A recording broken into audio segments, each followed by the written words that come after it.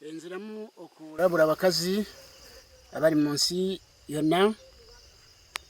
okulowooza ku kigambo Yesu Kristo kyeyabogerako mu Luka essula 23 n'olunyiriri okwa 27 mpozzi n'okutuuka kwa 3 bwe yategeeza abakazi abaali bamukaabira nga bategeeza nti mwekaabire mmwe n'abaana bammwe. Abakazi abampuliriza mwenna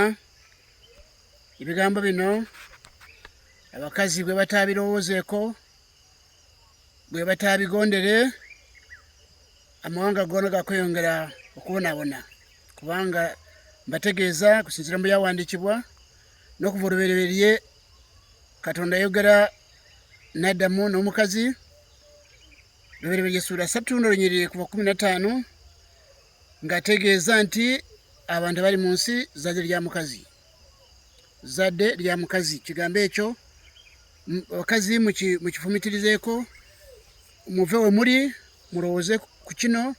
nti abantu bonna bali mu nsi, abazaalibwa mu nsi bonna zadde lya mukazi. Era Yesu Kristo kyeyava ategeeza abakazi so si basajja,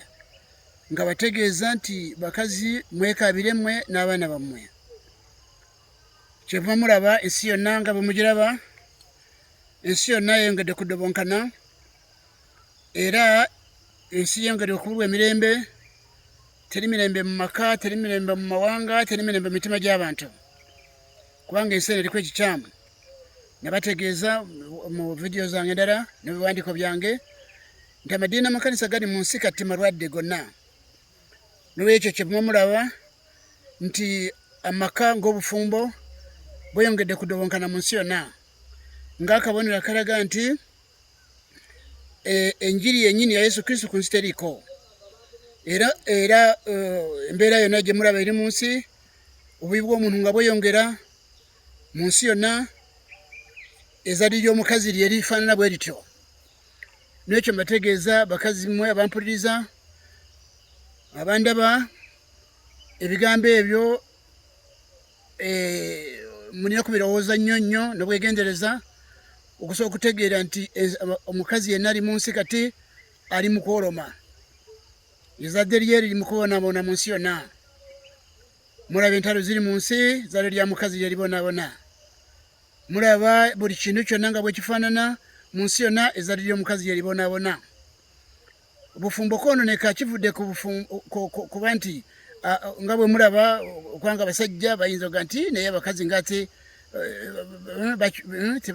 tebabeereka nabo, abakazi nabo ne bagamba abasajja nga tebabeereka nabo. Ekyo kivudde ku kubeera nti obufumbo Katonda bwe yatonda ku nsi si bwe buliko, era nakyo tujja kuba nga tukigoberera ng'omuwandiisi yakiweebwa, nja kuba nga nkibategeeza. Obufumbo buli mu nsi kati si bwe Katonda bwe yakola. Obufumbo buli mu nsi bulala, nibwo Katonda bwe yakola bulala, kubanga buli bufumbo bwe Katonda bwe yakola omukazi n'omusajja kufuuka omuntu omu nga tebakyali babiri wabula bafuuse omuntu omu, ekyo obwo obufumbo ku nsi tebuliiko. N'olwekyo mujja kuba mubigoberera, naye ekiriwo kati kwe kulabula abakazi abali mu nsi nti kaakati we mutuuse wonna musimbe wakati, mutegeere nti ebigambo Katonda bye yabateekako, era mbategeeza nti binene. Mbategeeza nti lwaki omukazi Katonda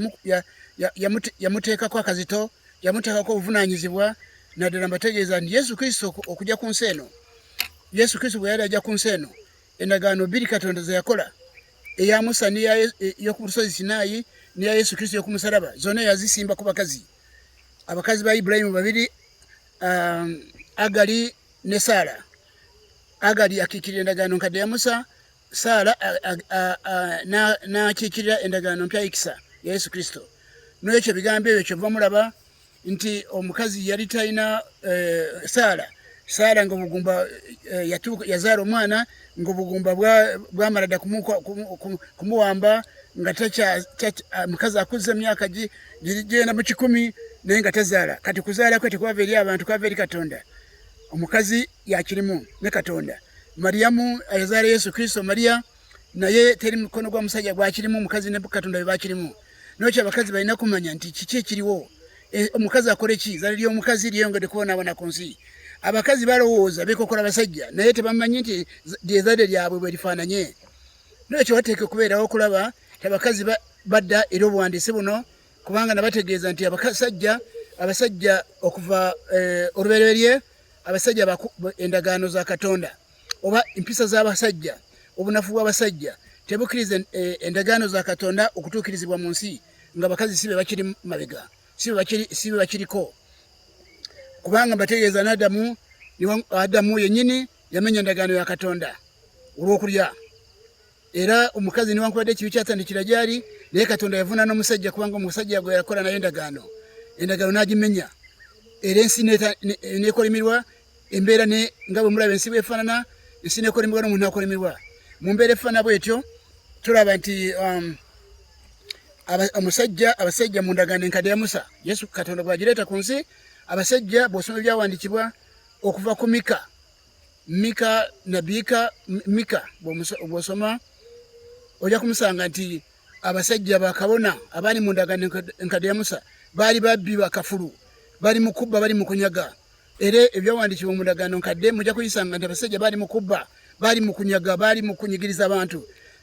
endagaano ya Musa nibagimenya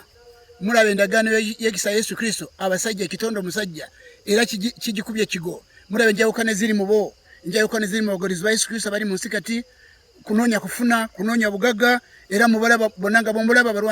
bavulubanira sente endagaano bagimenya kubanga okwagala kwa Katonda kwali kubeera mu kanisa etteeka lya Yesu Kristo ly'okwagala manya ery'okwagalana lyabalagira eryo balimenya obumu Yesu gwe yalagira mu kanisa ye obwo nabwo babujjawo kakati bali mu kuvulumanira sente nga bwe mulaba enjawukana mu nsi yonna kyo amakulu gaakyo nti Katonda yamanya dda obunafu bw'omusajja okulya n'okunoonya ebitiibwa kuli waggulu kyeva mulaba bakazi mmwe abampuliriza mulina ogoberera omuwandiisi mugoberere tukole tutya kubanga olwo ekigambo Yesu Kristo kyaleeta ku nsi ekiyitibwa okuzaalibwa omwoyo ekigambo ekiri mu Yokaana Enjiri sura 3 n'olunyiriri olusooka kutuuka ku lw'omunaana ekigambo ekyo Yesu Kristo kyaleeta ku nsi ekiyitibwa okuzaalibwa omwoyo abakazi bonna mu nsi kyebalina kumanya Katonda yakireeta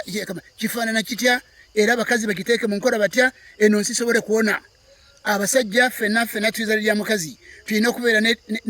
bamaama mu lugendo luno Katonda gwayagala mu nkyukakyuka ensi y'ebyomwoyo etandikire mu ggwanga lino Uganda kubanga ensi yonna ezise ensi yonna efaafaganye teri mirembe nedda teri tulo ensi yonna eyengala kudobonkana so kakati kiba kitegeeza basebe ne banyabo omukazi kimukakatako omukazi lewa kutunulira abasajja nti babi nedda lyezadde ly'omukazi bwate olifaanana era abakazi mulaba Yesu Kristo wajja nga bwe mbadde nkyogera mu video eyise gyesemyeyo ensembezaayo emabega nabadde mbategeeza nti Yesu Kristo bwe yalabika ku nsi mu mikono gy'omukazi abakazi bamubeera ku lusegere nnyo okuva lwe yatandika omulimu ku nsi mulaba abasajja lw'okuvulubanira bukulu n'okwagala kulya baali bamutanga muto era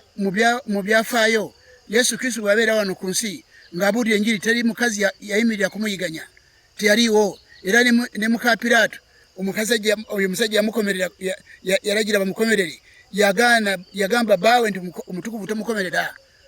mbategeeza nti abakazi bo tebabeeranga ku ludda lw'abasajja mu kuyiganya Yesu abasajja bayiganya Yesu n'olwaleero kyeva mulaba olwaleero enjiri eyo yennyini baagikyamya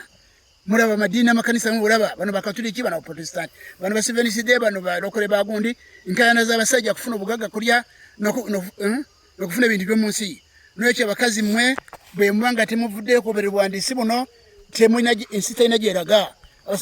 abasajja kitonde omusajja si yakukyusa ensi nedda abakazi mulina okugoberera ebigambo bino mulyoke muwonye ensi eno mulyoke musabe Katonda muyigizibwe ogusaba muyigizibwe ebintu Yesu Kristo nga bw'abyagala ku nsi ensi ifune olwerero ate erambike mu kkubo inatwala mulamu butagwawo mwebale nnyo mwebale ddala tulindirire ate